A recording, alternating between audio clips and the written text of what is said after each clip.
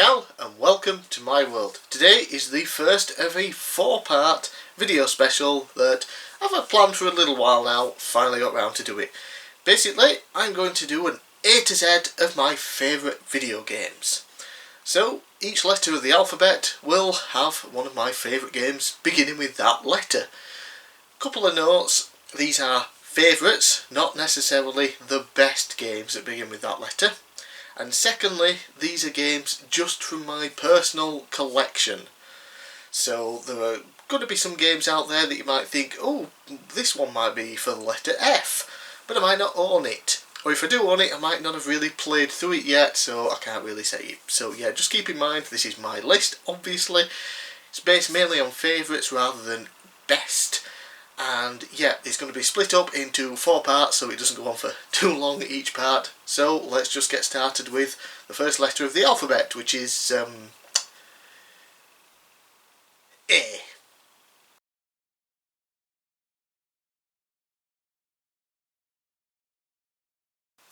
While admittedly I didn't have many game choices in my collection beginning with A Hat in Time is such a wonderful 3D platformer, I would have picked it anyway over most other games beginning with A that I don't already own. A Hat in Time is a throwback to classic 3D platformers, but more in the sense of Sunshine and Galaxy than usual N64 style platformers. A Hat in Time is a fun, colourful and surprisingly lengthy game, when the DLC is added on, that will fill older fans like me with nostalgia, while still appealing to gamers who missed out on the glory days of the genre. As Hat Girl, you must collect timepieces in order to restore fuel to your ship and get home. And in classic Super Mario Sunshine style, you have large open worlds to explore with multiple tasks to complete in order to retrieve those timepieces. It even has its own take on those floodless levels too. Hats also play a part in the game, as the name would suggest. Numerous hats can be obtained within the game, each with a unique ability needed to overcome particular challenges. Memorable levels, memorable characters and some of the best boss battles I've personally ever seen in a 3D platformer. So, A Hat in Time, my favourite game for the letter A from my collection, well worth picking up, especially if you're a fan of 3D platformers.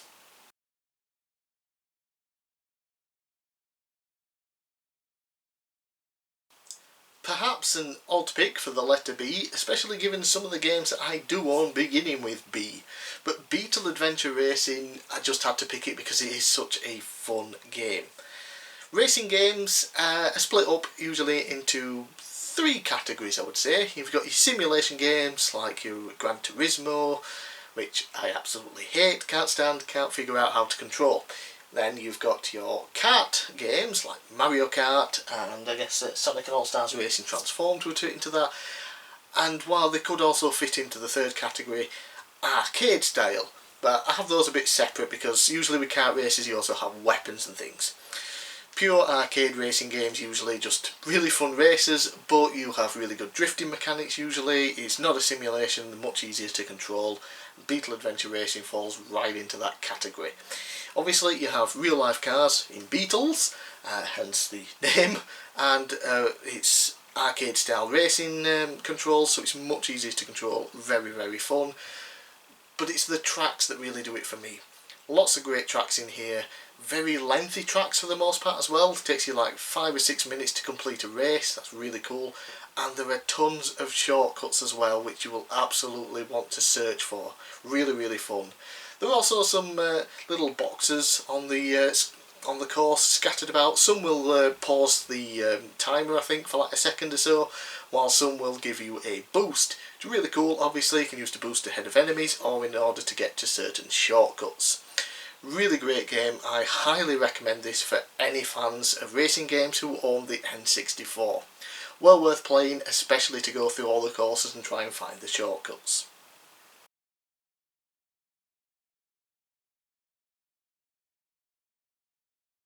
My favourite game in the Crash Bandicoot series, Crash 2 Cortex Strikes Back.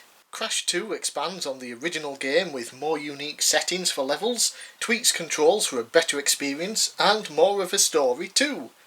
While it doesn't boast large open world levels like Mario 64 and Banjo-Kazooie did at the time, it didn't stop gamers from loving what we got.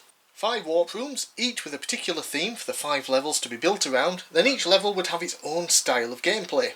Some were standard platforming levels, some had you riding on the back of a baby polar bear, some had you running for your life from the polar bear's parent, at least I assume that's who it was anyway, and some even have you trying to escape killer bees. Oh god, not the bees! Each level has you trying to collect a crystal, while you also collect gems. A silver gem for smashing all of the boxes, and a colour gem for taking a separate path and completing a much more difficult platforming challenge. 2 of the different endings are also available depending on how many gems you have when you defeat Cortex. One of my greatest gaming achievements as a kid was finishing the game with all gems and getting the true ending. Great game, still the favourite in my series. Really looking forward to the new Crash Bandicoot game though. We'll see how that compares to this one.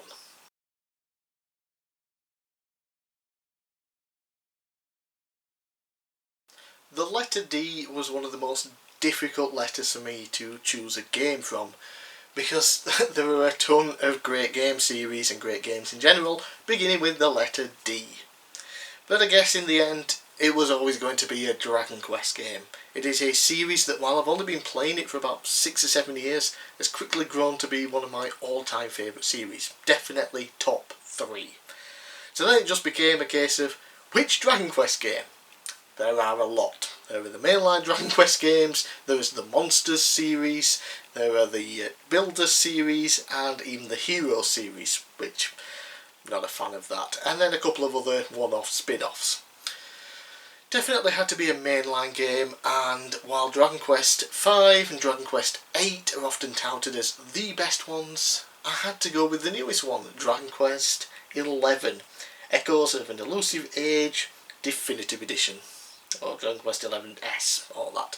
Of course, I'm talking about the Switch game. There is also the PS4 version, and the PS4, the PC, and even the original Xbox, sorry, not the original Xbox, the Xbox One, is getting Dragon Quest, the S version. It's just going to be a port of the Switch version though, so it's going to be a downgrade in graphics, but you get a hell of a lot extra with it. So, Dragon Quest XI S. Why this game? Dragon Quest XI is simply phenomenal, and in my opinion, the peak of the entire series.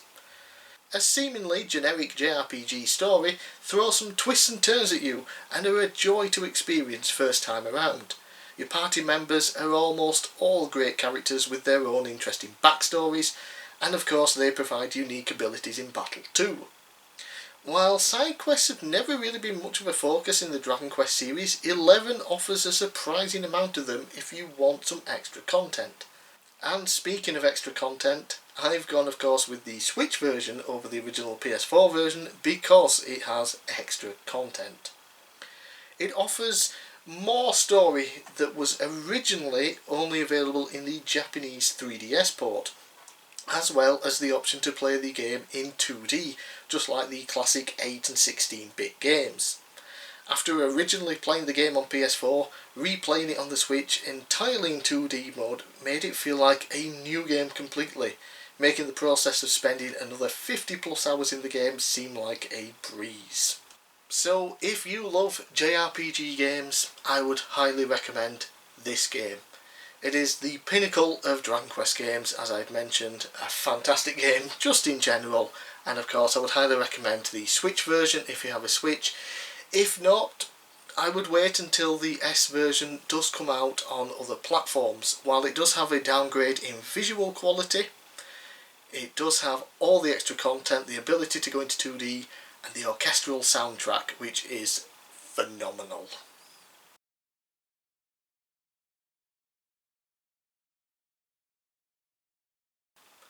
Likely another odd pick for a lot of people out there, but hey, it's my list. It'd be boring if I picked all the same games everyone else might have picked.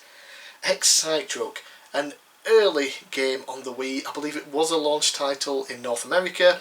Came out a little bit later here in Europe, I think, or maybe the other way around. But anyway, an early game, and it is really, really good. It is a continuation of the Excite Bike series, only now it has trucks. Hence the name, Excite Truck. Look, there's a truck. You drive trucks in the game.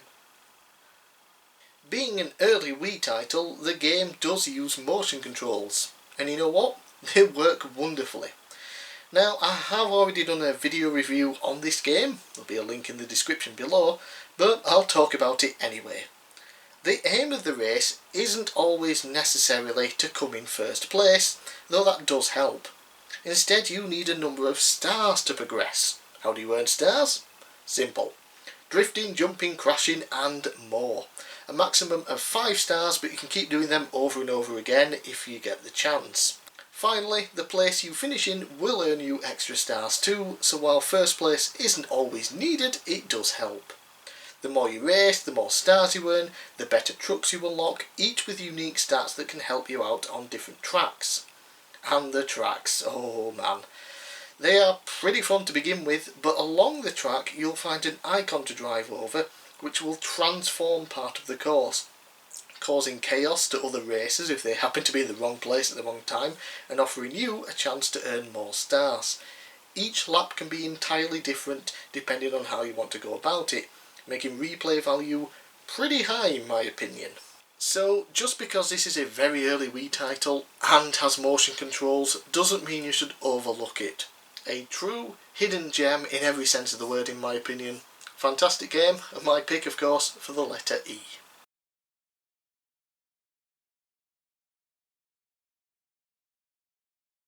So, it is no secret that I love wrestling games. It is my plan to collect every wrestling game ever released for every single system. Going to be a very difficult task because there are so many of them. And one of the franchises that takes up so many of the wrestling games list is Fire Pro Wrestling.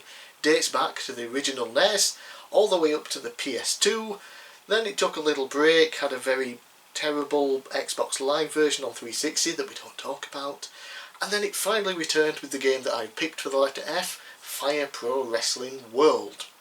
I have the version on PC, hence no physical copy, but it is also out on the PlayStation 4, and yes, I will end up picking that one up.